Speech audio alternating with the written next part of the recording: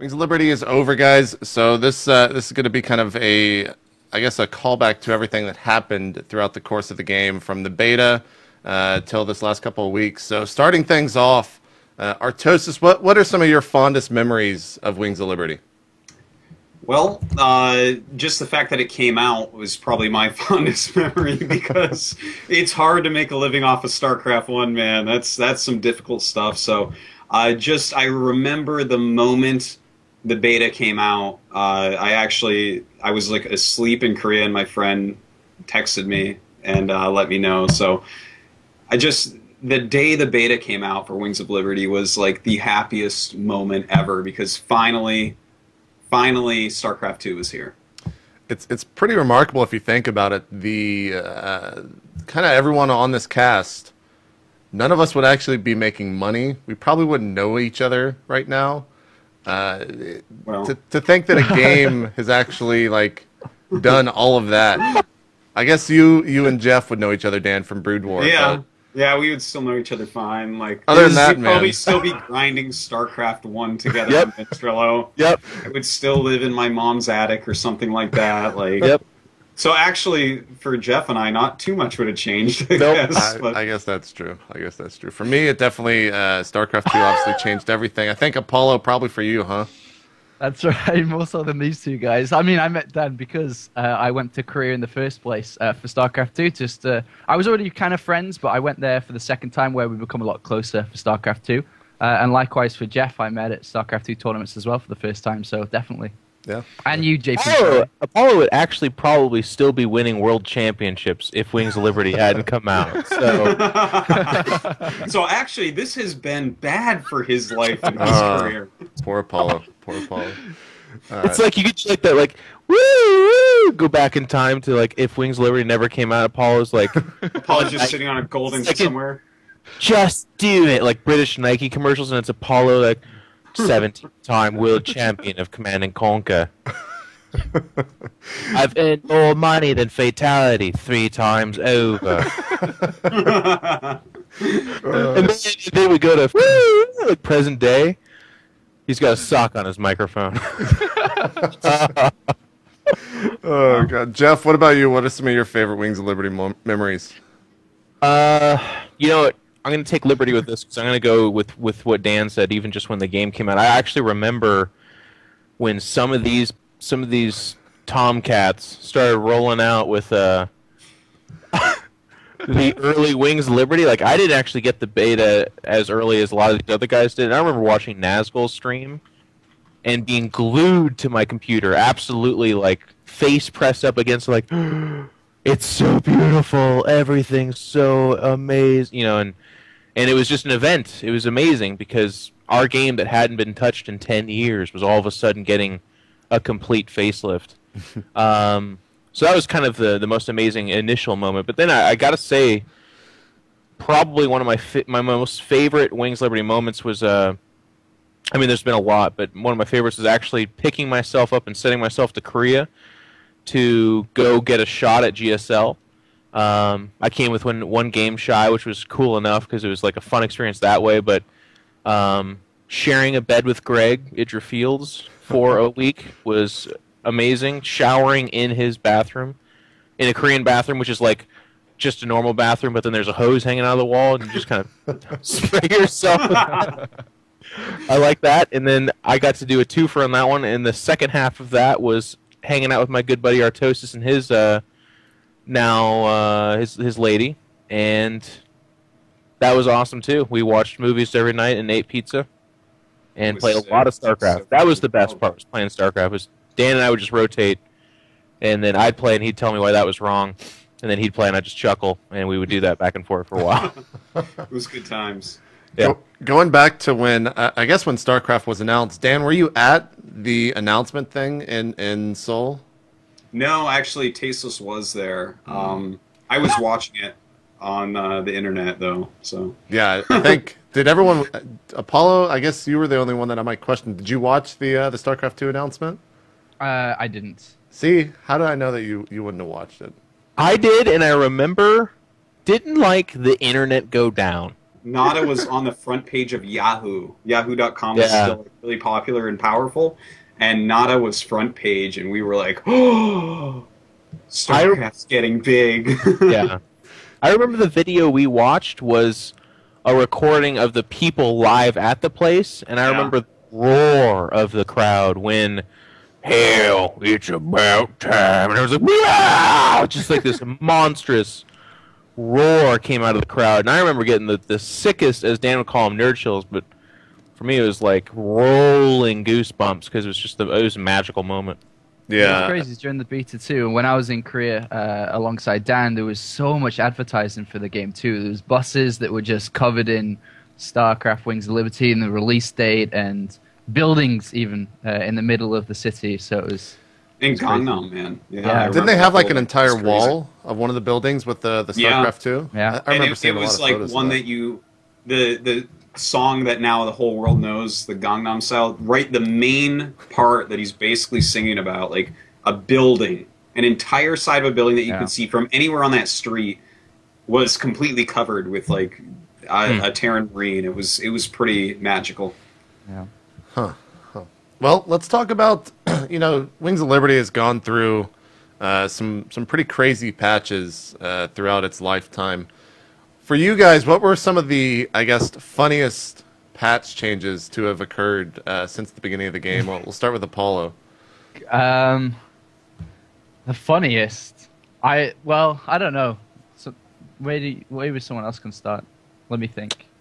Well, how about the bunker changes, man? Like, I remember Jeff and I having some laughs over that when every single patch had a new bunker change, and like one of my most memorable StarCraft jokes, I think you said it, Jeff, where you were talking about like interest on bunkers and stuff because the way they were changing the value of like recycling them. Oh god, wasn't that when we the bunker economy? Yeah, didn't we troll Greetorp with that? You trolled Greetorp. It was either me or Tyler. It was you and Tyler, I think. It was a tag team troll.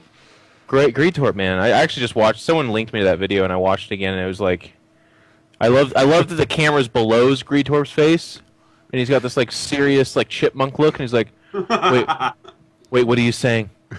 No, it's fine. It should be fine. Yeah. The question that tipped it over is when we're like, do you think bunkers are still viable? And he's like, yeah, of course they are. That was pretty good. That was pretty good. As far as patches that were funny, it's almost like it's one way to look at this is almost the things that they changed that was funny. I remember when Colossus used to move and shoot for like 3 days. That was hilarious, and they had more damage output. So for 3 days, it was ridiculous. If you thought Colossus Wars were bad now, I liked that the other one is the warp gate originally took, what was that? Like 30 seconds? It was. Yeah. Oh, that's right.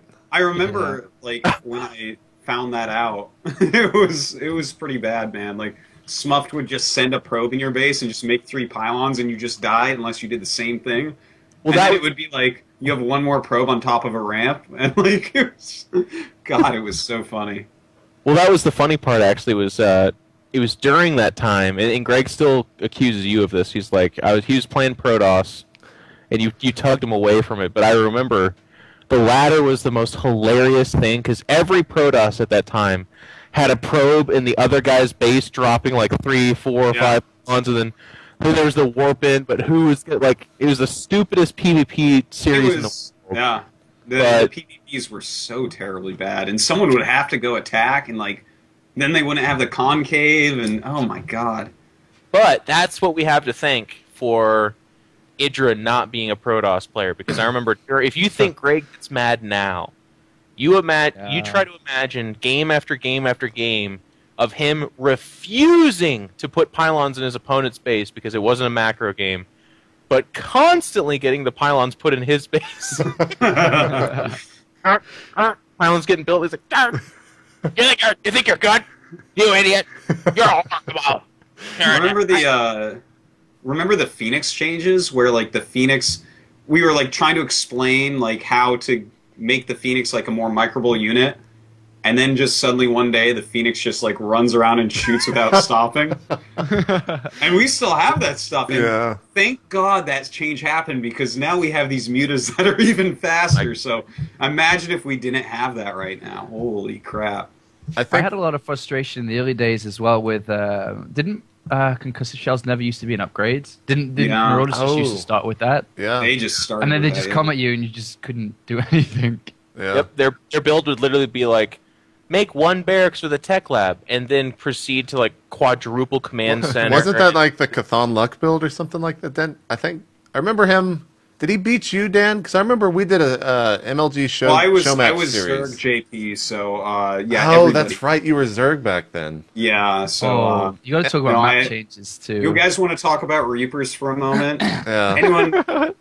Anyone remember what Reapers were like against Zerg? Oh my god. Hold on. Dan, I just remembered my first interaction with you ever was when I had you play a show match against Louder. And he showed me how quick warp it was. And I think was that it? That was literally that day was the first time that I saw.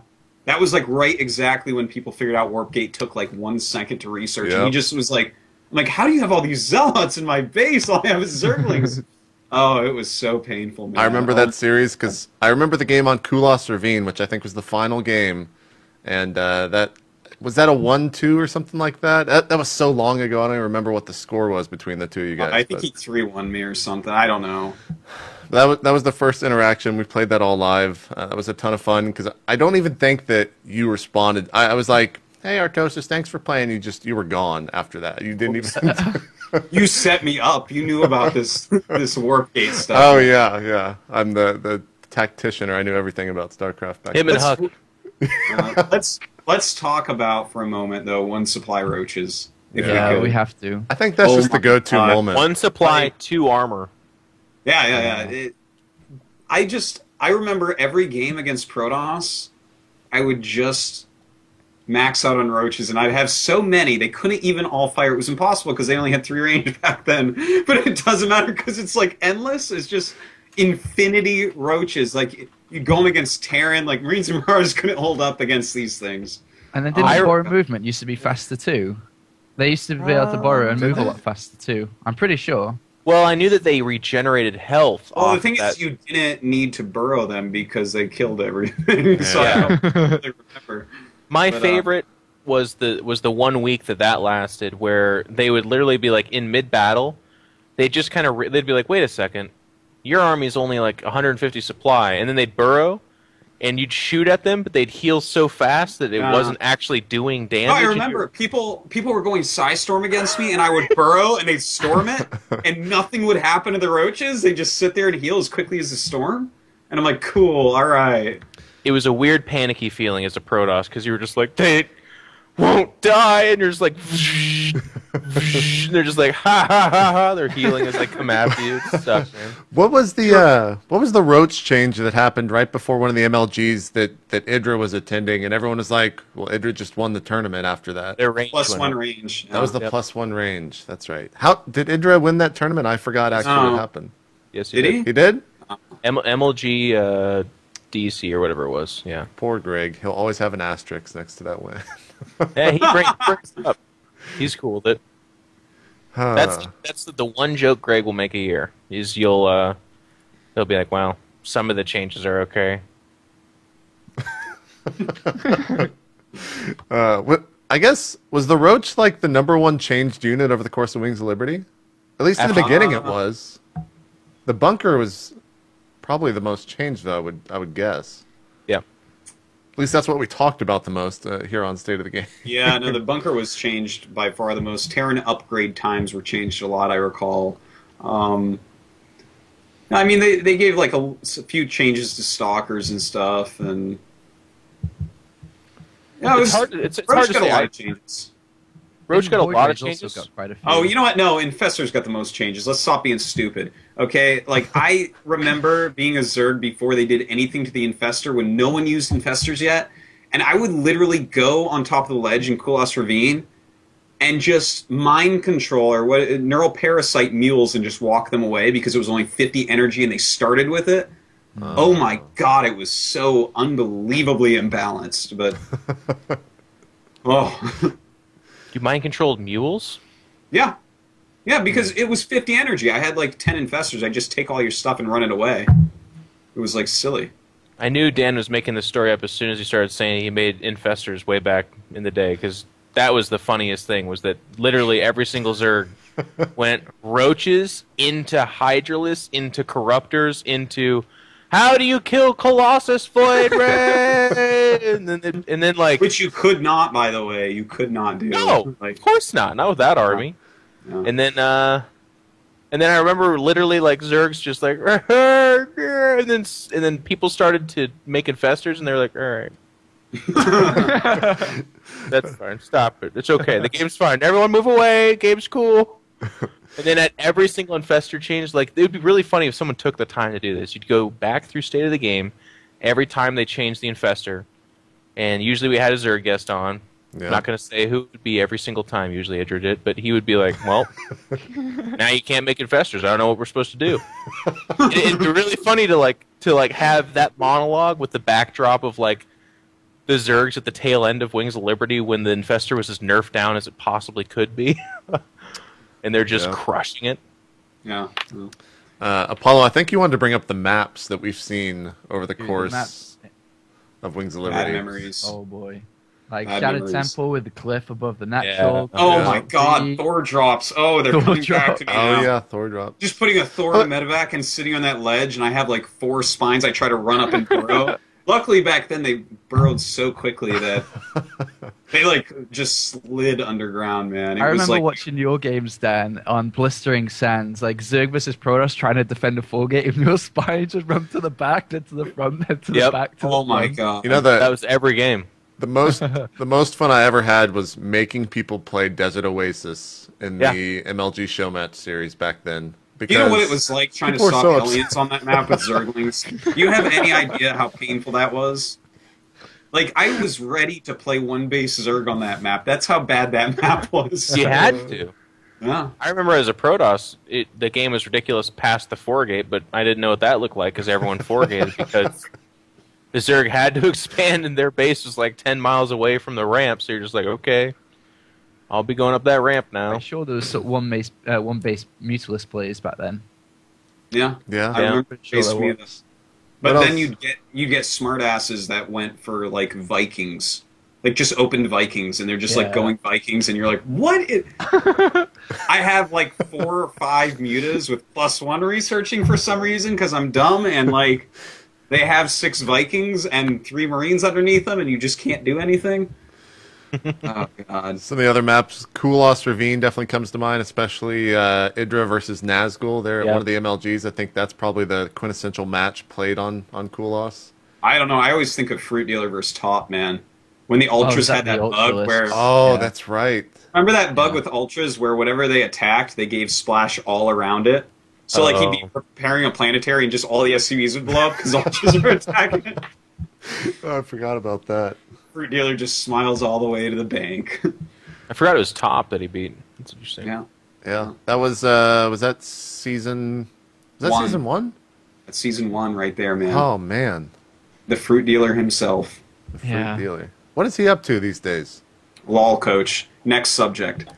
I see. I see. Talking about Fruit Dealer, Scrap Station as well was a Oh, Scrap Station, that that map. map. that he Oh played. my god. Don't even get me started on Cloaked Banshees on Scrap Station, man. Oh, that was so funny casting that back then. That, So it's just you know like, what? well, I can't blame that map too much because as weird and bad as it was, and that was the map I lost that final GSL qualifying game, but I actually won a lot of my games on that map too, but they were also the weirdest games ever. Just the weirdest ever. I remember my MLG game that I beat. What was that Root Zerg's name from Montreal? Slush? Slush. Slush, yes. He was the other guy in the group who, if he would have won that best of 3, he would have advanced from the group number 1, and I probably never would have got my top 4. But we played our final game on that map, and it was such a weird, like, individual Void Rays doing battle over here, and there's, like, 3 Zealots fighting over here, and he took the gold as his second hatchery, which obviously doesn't make any sense, but it kind of worked for a little bit. Yeah. I remember after that game, he like came over and he's like, strange game, right? I was like, yeah, it was a pretty weird game. I was like, okay, good game. Yeah, really weird. Yeah. Everything about that sounds pretty weird. Well, I thought that was every game on that map ever, man. It was just a weird map. You guys remember Incineration Zone? Oh, with the one force field chokes and the like third base that could tank your opponent's natural or something like that? Yeah. Oh boy. Was that used in tournaments ever? Maybe like one or something. I don't really remember, but it was like I thumbs downed it pretty quickly. Yeah, that was such a bad map. That was a bad map. And We we had had one base Baneling against Terran on that map. That's what I remember about it. Oh god, the Demaga build. Steps of War, man. Yeah, oh, Steps of War. How did man? I just totally. I guess I blocked these maps out of my mind or something from all the way back then. I remember because I was quite close. Obviously, being from England to Muslim as well, when we used to practice together and play together. And I remember one day when he was sending me replays saying, "How do I stop a 4-gate?" And he'd have like 8 bunkers on his natural and still couldn't hold it back then. And the amount of Terran versus Terran tanks underneath the natural, Terran versus anything. People used to proxy barracks, lift it up, and then just siege underneath your natural all the time and put bunkers around. Can you imagine pre-Infestor days trying to use Roach Baneling against Terran on that map? Like, they would put siege tanks in their natural, and you think that's defensive, but it like covers half the map. So they would push with siege tanks there, so you literally can't kill it. Yeah. You like try to drop like roaches on them or something, but they have Marines. Oh my god, that map was so... that was so difficult. That's like how the first couple of tournaments were won. I mean, the first one was the Interstream Masters with the Reapers, with Idra versus Morrow, and then the second big tournament was like DreamHack Winter between Mana and Nama, when it was like Steps of War, Delta Quadrant maps, and it was literally bunker rushes with tanks, with Marines, with turrets, with SCVs, anything and everything. Well, that's Nama playing, so I mean, I don't know what that has to. Did Templar still have Warp and Storm at that time? Yes, yes, they did. That's right. Amulet. Wow. So I don't know. Kadar and Amulet. Yeah. I don't know if I have too much sympathy then for. No, that is true. Like that was funny times. Like you couldn't lose a base back then if you tried. Yeah. You'd leave a Nexus, and they'd bring the a dropship, and you'd make a pylon, and you'd still defend it with that pylon. It takes more than your High Templars and Zealots and kill everything. It was so silly. Oh, God. I think that hurt less though than what oftentimes happened is they'd kill the base because the Protoss couldn't be bothered, like their army's just so out of position. But they'd warp in like 3 Templar and just absolutely annihilate the army that's attacking this otherwise useless expansion that the probes are already gone from. They're like, cool, a base, want, storm, and then they're just like, I don't know how that actually lasted for a while too. That's the funny part. Like I feel like Protoss shouldn't have lost a single game in that period of time. But no, they probably big shouldn't have. Complaints from Protoss too. They really didn't want to see that go back then. Oh, that's right. Well, thank God it went. Complaints. Oh my God. Imagine warping in High Templars with... It was overpowered. It was overpowered. Trying to think back. In terms of other maps, there was Delta Quadrant. I think Apollo. That was just kind of stupid, that one. I lost a torch on that game, or on that map one time. I can't remember what it was for, but it was one of those things where like I kept finding bases. And then as I found his last base, surprise, maxed out battlecruisers. And I was like, what is this? Oh my God. He played such a strange brand of StarCraft, man. That wasn't right at the start, though, was it? That was a little bit later on. That was a little bit later on. That was a couple months that was in the it. 2-base StarCraft 2 periods. Yeah, it was still year one. Class 1 base. Yeah. What were there any other maps there? So Kula, Steps of War, Desert Oasis, Shattered Temple, the first one. Close spawns. Well, how about Lost Temple? Lost that Temple existed too. Yeah. The era of close spawns. There was that God. Jungle Basin map that was kind of weird. Jungle Basin. Jungle Basin. Yeah. Oh my God. What does that map even look like? I gotta bring that up. It's the one where the third base for Terran cuts the entire map up. Oh, that's right. Yeah. I remember sitting in Greg's little apartment in Korea watching him play Korean after Korean after Korean on that map, and every time the Koreans were doing like what Dan would later call the like I build everything build, or like the Swiss Army knife or something like that. Like a Banshee would show up, then Hellions would show up, and then a little squad of Marines and a little squad of that. And eventually, after Greg survived all that, he'd push out and take his third, and then his overlords would let him know that he's like 3 base Zerg versus 6 base Terran, and he'd just be like, "Stupid, I hate this dude." Like, just leave. Yeah, that was a pretty bad map. I'm glad these maps are gone. Yeah. The maps now are pretty good. I mean, They're pretty good. We've just seen them for so long. Like, I want some new ones. That's the only thing. Daybreak, I played a lot of games on Daybreak, guys. I don't know about you guys. You know what, I think though? we've Like, watched a lot of games on. I got to draw a line somewhere, because the maps we're talking about were so bad that ladder was like 2 out of 6 unplayable, or we still had close spawn on all those other maps. We still had the Protoss jackasses that would be like triple pylon in the base of every ramp on every map ever, because they just wanted those ladder points. Mm-hmm. But now we're in a world where close spawn is a little bit less common. They have that neutral rocks or depot. Yes, Daybreak's been around forever, but I feel like it's heading in the right direction by a long shot. Yeah. It's true. Sure. It's true.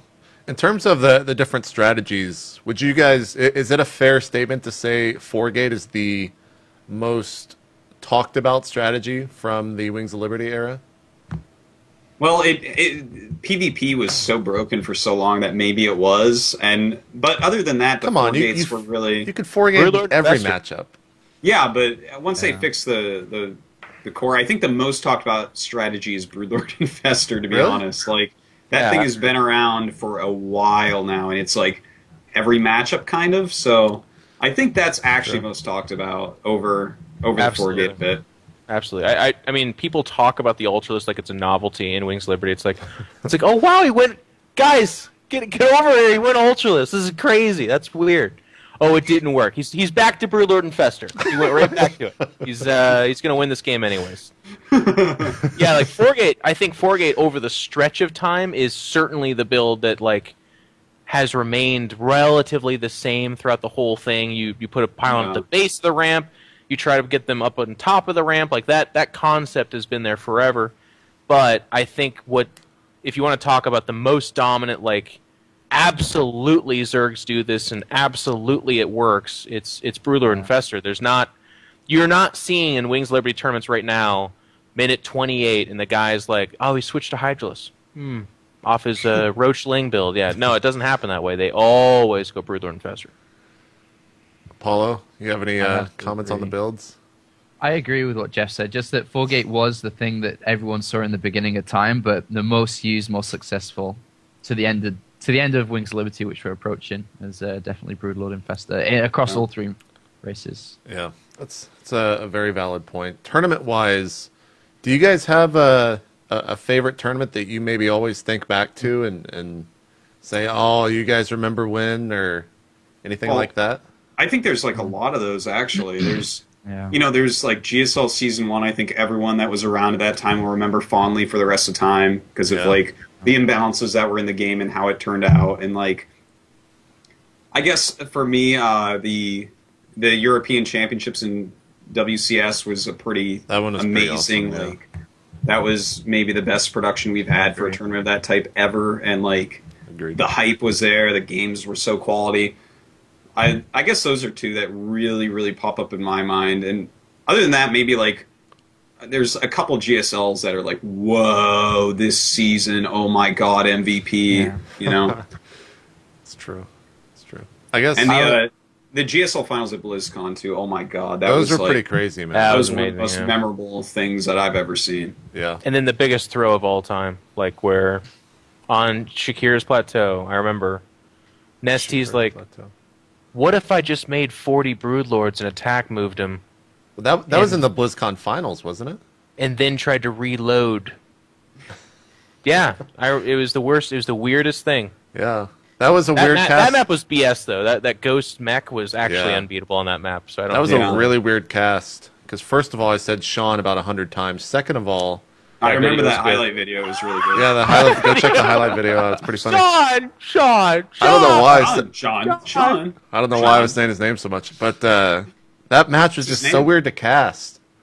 because it ended and we were just like, well, we had to try to phrase it so Nesty, it didn't sound like Nesty threw the game, but that's what it looked like.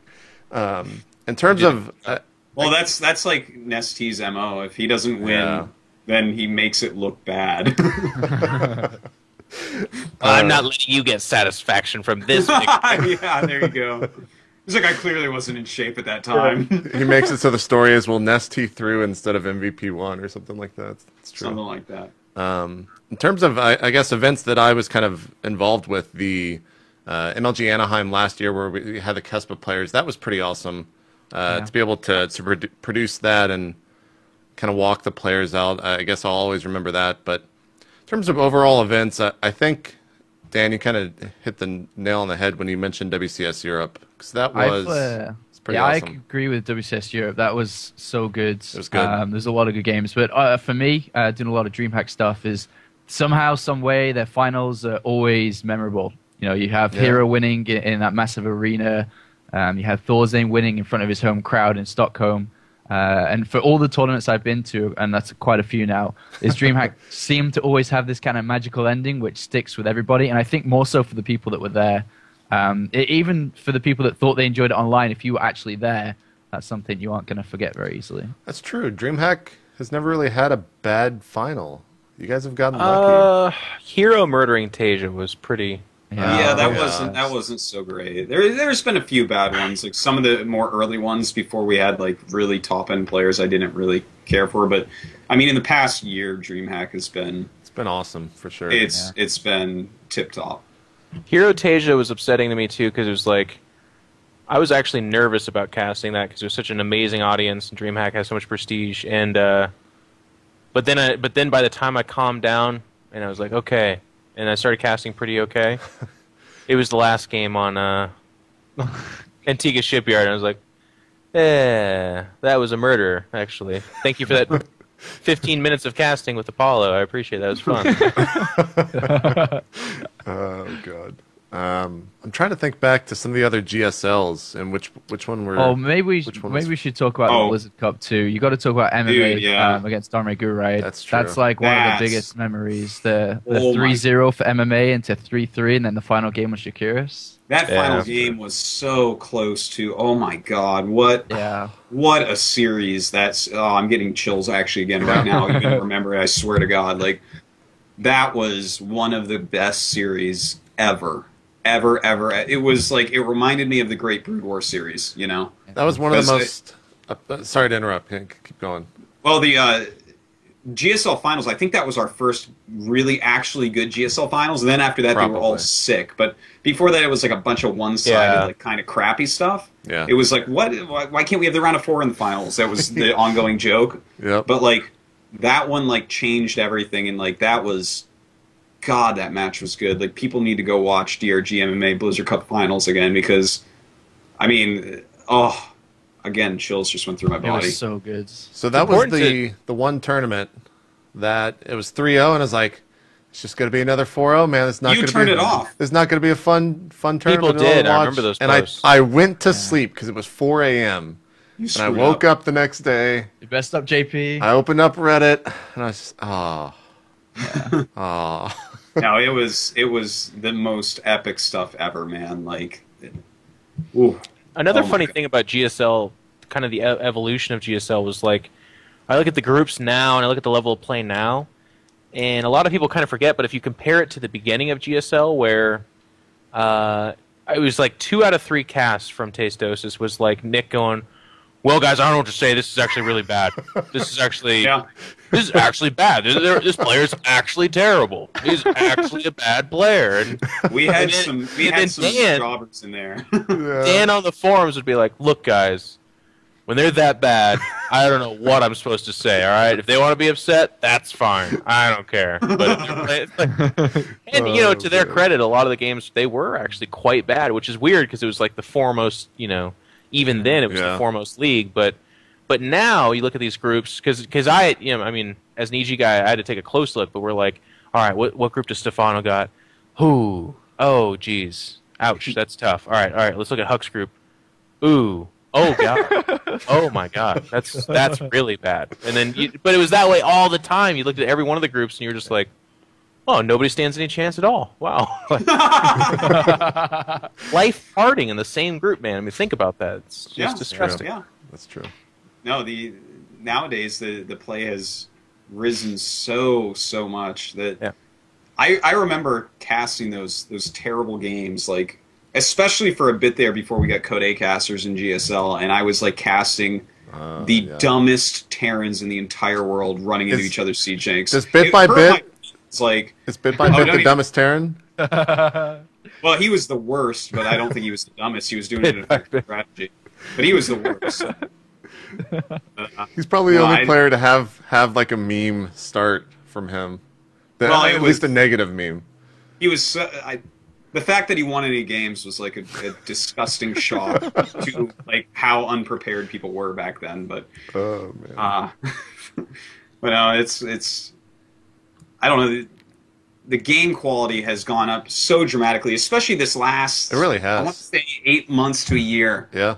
The games have been like people have figured stuff out. These games look fantastic like all the time. Any tournament I've gone to in the world, there's been no shortage of like amazing top level games. Whereas back in 2011, the early 2011 when I started travel casting some of the stuff that wasn't GSL, it was like noticeably these guys don't study enough of like the Korean players or something. But nowadays it's like. You can watch any region. You're like, these guys know their stuff. Yeah. Remember casting people that didn't know that wasn't a base spot, so they'd go scout that base, and during the cast, they're like, well, I guess it just doesn't know that. That doesn't happen anymore. You know what I mean? Like every match you watch now, true. Everybody knows, and that's indicative of the fact that the pro gaming houses are real. I mean, I think Kespa's been the kick in the pants that a lot of people needed. Like, oh shoot. Yeah. We got to step this up, and I think that's what's going on across the board. Not to necessarily give all credit to Kespa, but I just think that they were the final puzzle piece that came in where people were like, okay, this is as high as it goes, and if I want to be anything in this world, I need to give everything I got. So those kind of mistakes don't happen anymore. The level of professionalism is a lot higher. No, that's true. It's great to see. I think just the level of everything, in the past.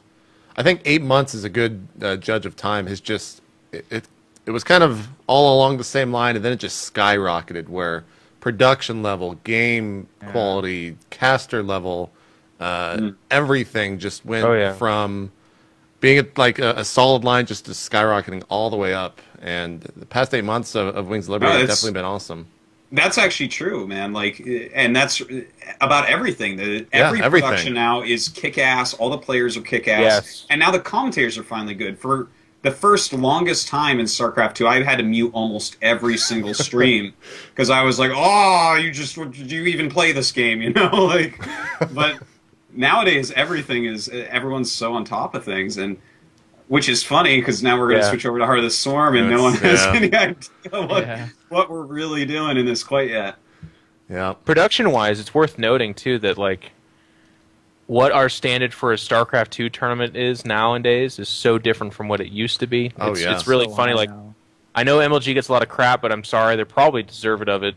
I remember the first MLG like walking in and like it was the main floor consoles, and then there was like this blanket you had to pull aside, and in there was the StarCraft 2 stage. Yeah. It was so weird. In, and there's a lot of people, but there was no benches. I remember that weird thing. I was like, so where do I watch this? And they're like, oh, it's on the big screen. And I was like, we all just kind of like do we get sleeping bags? Do we get pillows? And that's what we do. I mean, I watched that internally go from that to what it is today, and that was it was pretty. It was something to watch StarCraft take over a console league like MLG used to be, and now for it to be I would almost go as far as to say it's a PC league now. I mean, it's got 2 huge PC titles and still has its console roots in there, but the main events are definitely the 2 PC titles there. So that was an interesting thing to watch. To talk again about the production thing, the most eye-opening moment for me, production-wise, is actually, in StarCraft 1, all we had was WCG. That was it. And Yeah. I was fortunate enough to make it to 2 World Finals. And I remember at both of them, I just like looked at the stage and like the production and how beautiful it was, and just tears would flow down my face because I was so happy that esports was so great and that all that. And then after casting StarCraft 2 events for a while, I actually did WCG 2011.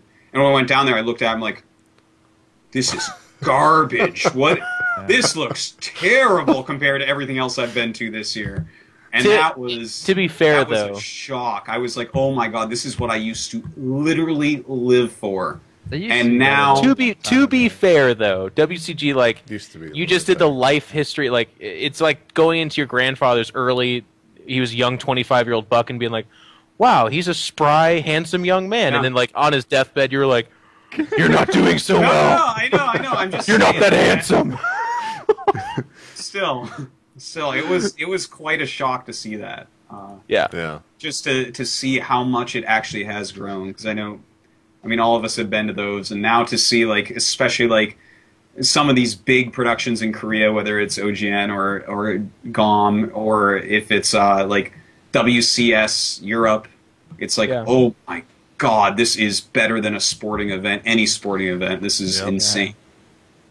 Yeah. I like the transformation too of what StarCraft has done for us personally. I mean, talk about like going across the board here. Artosis, Apollo, myself, JP. Like, I remember going to StarCraft tournaments where we were still advertisements for whatever was sponsoring that tournament. They didn't give a crap. That was most of the WCGs. They were like, That's true. Yeah. faceless guy that plays too much games. Come here, please. You're gonna stand here.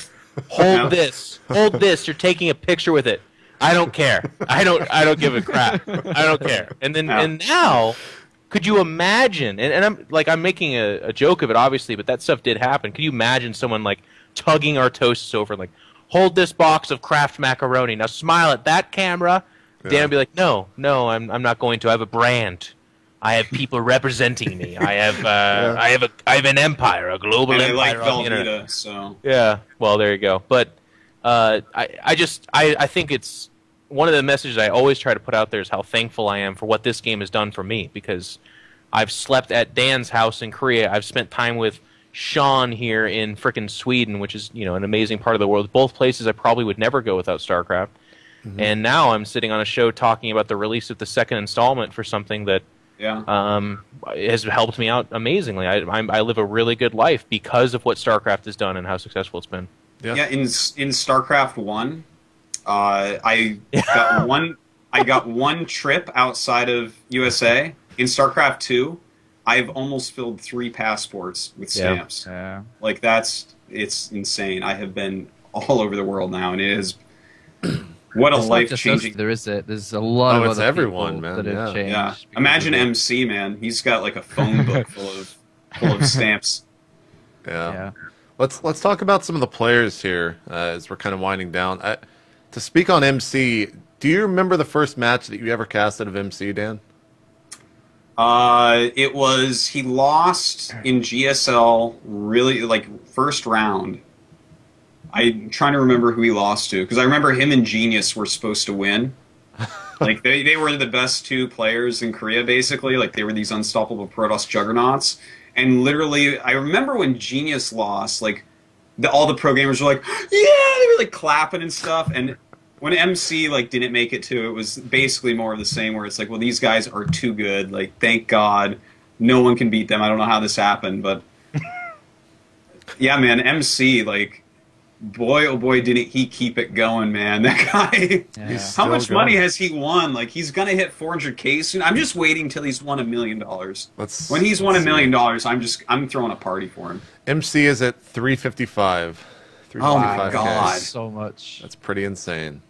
And he deserves every single dime. He Like, does, he's- yeah. Easily. He's won. He has flown the most miles, for sure. Well, there's that, but he's also won at periods of time when, I mean, Protoss to this day is the least won race in terms of overall money, and all the money we owe to MC. Like, he actually won all of it. But then also, he's a guy who kind of gets it, which is pretty amazing to watch. He doesn't just win. he will do the interviews. He will do, like, he's a character. He has fun. And in doing that, he makes this game a richer experience, not just by winning and kind of silently going back to his grass hut in Korea or something like that, which I don't know why I said that, actually. I'm not sure what joke I'm trying to get at. But he's always been a character, and he's always been one of the most fun players to watch, not only for his skill, but also for who he is. And that shows with his fan base too, that people follow him no matter what. It's not a lie that he has been through rougher times in terms of results, but even in one of the toughest GSLs to date, the most recent one, he's still in 2013, the last Protoss remaining. And then on top of everything you said too, Jeff, just the personality he is. It's the reason why people tune in to watch StarCraft is because of people like MC. Yeah. This is a pretty remarkable thing to look at. Over the course of Wings of Liberty, 14 players have made $100,000 or more just from winnings. It's insane. 5 of them over 200,000 or more, and 2 of them over 300,000 or more. Wow. Which, I mean, that's... And they're all on LGIM. Yep. Pretty much. MC, Pretty much. MVP, Nesty, Stefano, DRG, Lenok, Marine King. I like how the 14th highest earning player is still Fruit Dealer. Well, it's pretty nice when you win $100,000 in one tournament.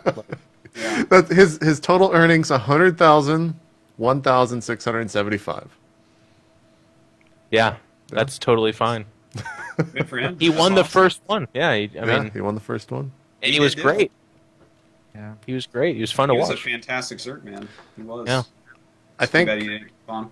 I think when you mention Wings of Liberty, you have to mention the player MVP. I think over the course of the He is the entire king of game, Wings. he's probably the best one. Yeah. The overall Yeah, I player, think he probably you have- wins. And it's funny because MC has won like more tournaments and more money, but He's not MVP. MVP was in like how many GSL finals? Like 6? Yeah. Something He's like won that. 4, and he's been in 6 of them. And the ones he lost, he definitely could have won and should have won one of them. And it's like, and he's flown around and won tournaments. And like, the thing is, GSL is such a different level than these other events. So like, I don't think anyone would argue, even MC himself, that the King of Wings has to be MVP. King of Wings. I like that. Yeah, with MC being second place. That's I'd agree. it's MVP, man. I would be hard pressed to hear someone say something different. So that's a Protoss and a Terran. Who's the Zerg? Well, Go on, I Dan. mean, Say it, Dan. Yeah, I think we know well, Dan's no, choice. I mean, Nesty's up there, but you gotta give props to DRG as well. You gotta give. Yeah. I think Life hasn't Life been this around past long enough to year. give him as many. Yeah, You know what I that's mean? true. So I mean, DRG and Nesty are really the two long-standing Zergs. Nesty for the first half, DRG for the second half. So I mean, it's a swarm mine. It's fine. You can be two. What would you do for we said 3 Koreans. What would you do for 3 foreigners, 3 different races? Who would be the 3 that you'd pick? Stefano Zerg. Yeah, Stefano's you have to choose Stefano. I guess. Thorzane? Thorzane's a good pick. I mean, for Protoss, Foreigner Terrence has been notoriously kind of and lacking, so I Have guess to be he would say. Naniwa, right? Huck, Nanawa, and Mana all have good claims, right? I mean, those 3. Mana's actually won more money than Huck and Nanawa, right? He has. Yeah. 99% sure about that. He's like the 3rd winningest Protoss in the world. Like, Mana's you gotta, 15th overall. He's the 2nd highest foreigner. Yeah, after Stefano. So I When mean, you just said those Mana's 3, up I would have just said Naniwa, Huck up the top, but now you say that Well, about the Mana. thing is, yeah, Mana's won a lot, but He's quieter. Huck and Nanawa have done it in Korea more, even though Mana didn't do poorly in Korea. You know what's funny Yeah, about that's- mentioning that, though, is it's like, even as we describe who we think might be the best Protoss foreigner, we talk about personality, like, because as far as I'm concerned, Mana has been the most consistent, always a really good tournament threat. Whereas Naniwa has had some tournaments where you're like, well, this is the best Protoss play this year. Like it's absolutely amazing. But then another tournament where it's like, I don't think he knows how to play PvZ. And the same thing could be said about Huck, who has some tournaments where you're like, wow, he actually has the sickest micro. And I remember back when we used to tease him about that. But then he'll have another run of tournaments where you're like, I'm wondering. Yeah. I'm wondering what he does with his time. Like, where did he come up with that idea? Actually, I'll tell you, to be honest with me, the worst experience with watching Huck is how much criticism he gets for 8 gates, but then seeing him fail on 8 gate. Then you're like, oh no, I can just hear the forums already. It was like, this last or when he doesn't morph one of the 8 gates and still wins. Yeah, that one too. Yeah. that was it. Well, when that, I can't remember who the Zerg was, but when he went down that ramp, I was like, what Sniper, man. are you Oh, thinking? it was Sniper, yeah. Sniper, like one of the best Zergs on the planet. He's like, this guy seems to be on all gateway units. He's not really leaving the base of my ramp. I don't like being a child about this. We're going to do battle. Let's do this. Let's go down the ramp. 25 Zealots, 3 Stalkers, 3 Sentries. Like, it's only designed to work if you go down the ramp. In any other scenario, it doesn't work. But Sniper's like, I don't want him to fail at this moment. So, what other foreign Terrans do we have? Is it like literally just Thorzane? Like, So let me look at the earnings here real quick. is there anyone that you could put Lucifron. up there?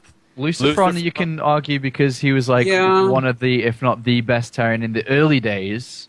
but he's and then enough had a shows up and wins the tournament, or You have to give it to Thorzane though, because Thorzane Yeah, I think you do. like was the one that showed that you actually can beat Protoss and you can beat MC. You remember that? One of the best matches ever, MC Thorzane TSL. What about Koss? Koss is do you mention Koss? You can't mention him next to mention him? Thorzane. All right, Thorzane won. All right, I don't Thorzane think won. the more I go over in my brain, I'm like, foreigner Terran has to be Thorzane. Like, there's just Thorzane was a part of that TSL that was absolutely magical too. Like Yeah. that his series against MC is going to go down as one of my That's true. time. it's one of the best for sure. definitely. And his series against Naniwa was great too. I mean, it was looking like it was going to be a thumping. Then Naniwa made a little comeback, and then, whoops. Yeah. Thorzane, definitely. You know, I was looking up what was Naniwa's run through MLG Dallas. Was that a 25-1? It was 24. He wasn't didn't it? lose a game until Kiwikaki Until the finals, yeah. That Yeah. I don't know if he'll ever be. I don't know if that'll ever be beaten. If that type of run could ever happen it again. It won't be, but at the same time, It there were probably no shouldn't Koreans in be. the event, so Yeah, it's That a kind of different run thing is we're unique. measuring. That. It was Yeah. 26-2. 26 Yeah. and 2.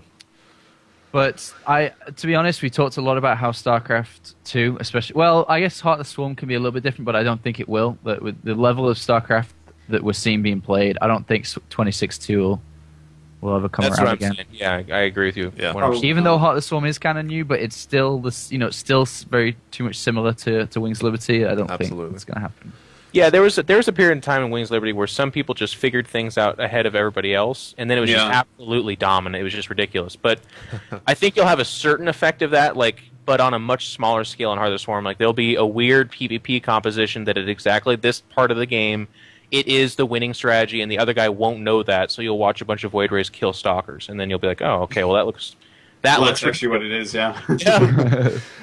All right, so we're getting close to running out of time here. I want to go across the panel real quick, and someone mentions to you Wings of Liberty, I don't know, 5-10 years from now, and you immediately respond, I remember when. What's your answer? We'll start with Apollo. Again. Oh, just to put say him it on again. the spot.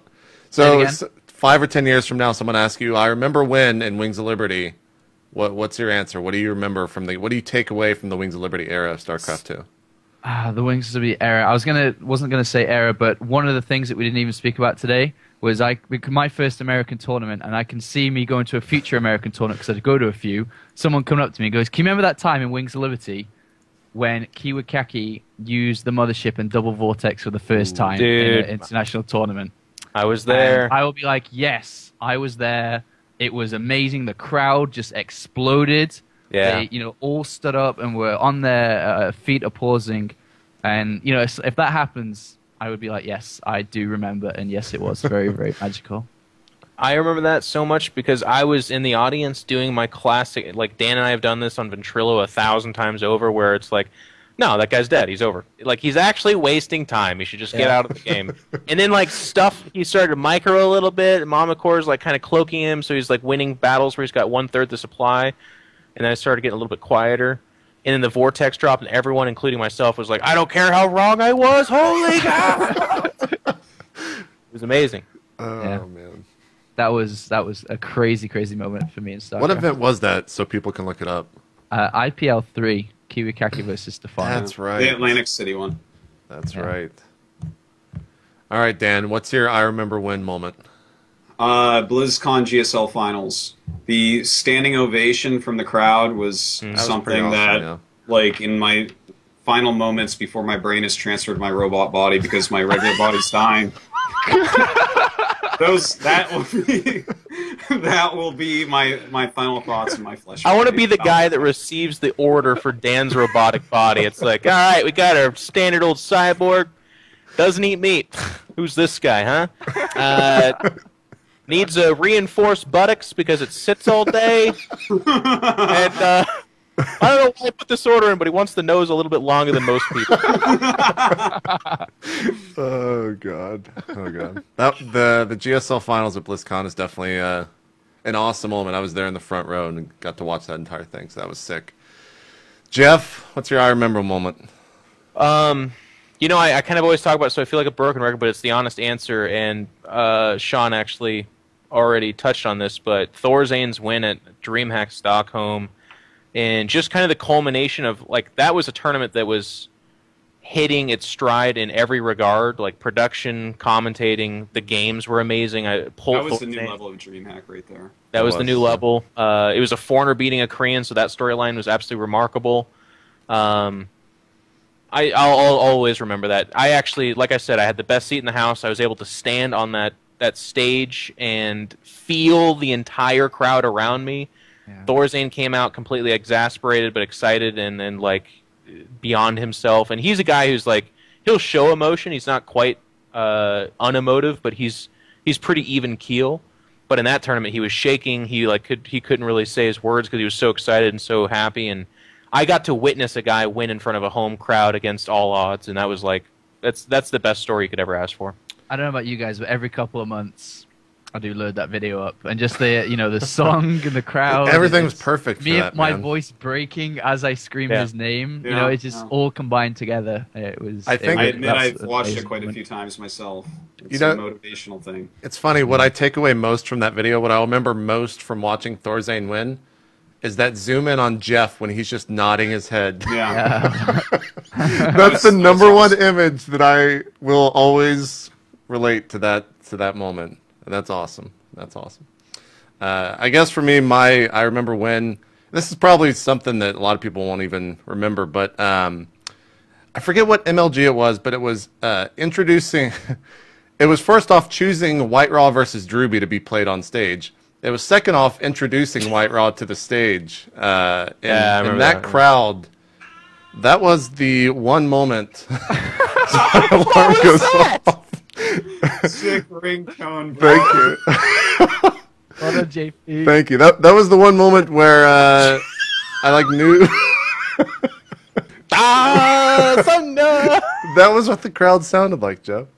Yeah, I remember that tournament because that's the power of a guy who's charismatic, almost pretty accidentally, by the way. I'm going to break away from this for a second and then come back to it, because we just have to identify something. White Raw is an amazing guy, but he's actually like, he's the product of his own legend, essentially. People are like, there's people who have wallpapers that say something like, first when attack, always make sure defense, and then feel the force within yourself. And like, it just doesn't make sense. But people are like, oh, White Raw said that. Yeah, I'm going to black and white picture of him, okay? And then that line next to it, yeah, now I'm going to go and get that accounting job. White Raw, but I remember that tournament, everyone's, like, the storyline was, and the MLG commentators are my favorite too, because they have the broadcaster voice. They'd be like, and White Raw hasn't slept in 46 hours. He's actually on an incredible run right now. And White Raw would be like, hey, everyone. They'd cut to him, and the crowd's like, frickin' White Raw. I love that guy. Let's root for him really good because he's tired. And then he actually ended up losing at the end of the night. And that's the other funny part about StarCraft crowds is they're pretty, like, quickly move on. He, like, lost. I'm like, White Raw. Okay. Yep. Who's next? Who's playing? Who's that? Oh, yeah, Naniwa. I like Naniwa. Naniwa's good too. Let's root for Naniwa. All right. Well, I think that about does it for Wings of Liberty. So, Heart of the Swarm, it's coming out soon. Hopefully, maybe 2 or 3 years from now, we sit down and we do the very same thing we just did with. I guess any closing words, guys. Yep. Sorry. Yeah. I can see us all sitting down again then. And it's going to be like the same conversation, like, wow, look at that, MC won another $355,000. He was in $200 of the same amount from Wings of Liberty. I don't know how he does it. It's crazy. Oh, man.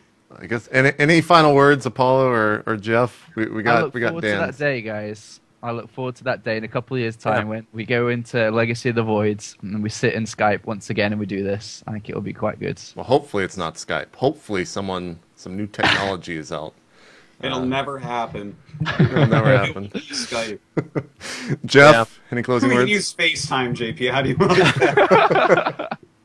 that? You know, I too hope that day comes. I guess if I were to sign off on Wings of Liberty, I would be remiss if I said anything other than thank you, and thank you to everyone that made that so magical. Like we give a tough time to Sundance and MLG for not having chairs, but look where we are now. You know, look where MLG is now. Look who he's talking to. Look at the attention StarCraft's getting.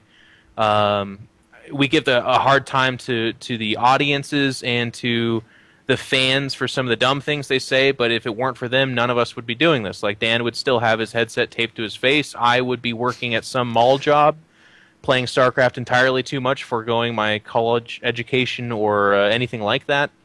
And Apollo would be playing way worse games. So you've actually saved... that's one... I mean, look at that face. You've saved him from a horrible, successful career as a world champion. But every aspect of it, just thank you. And you know what? At the end of the day, thank you to Blizzard, too, because absolutely, StarCraft fans are some of the hardest fans to make happy, as they would probably tell you absolutely. But I thought they've done a pretty darn good job of trying their best to do just that, and I think we can all be pretty proud of where StarCraft is and has gone and what it's come from. I think that's a good way to close this out. So thank you, everyone. We will see you guys in Heart of the Swarm. This has been State of the Game. See you guys later.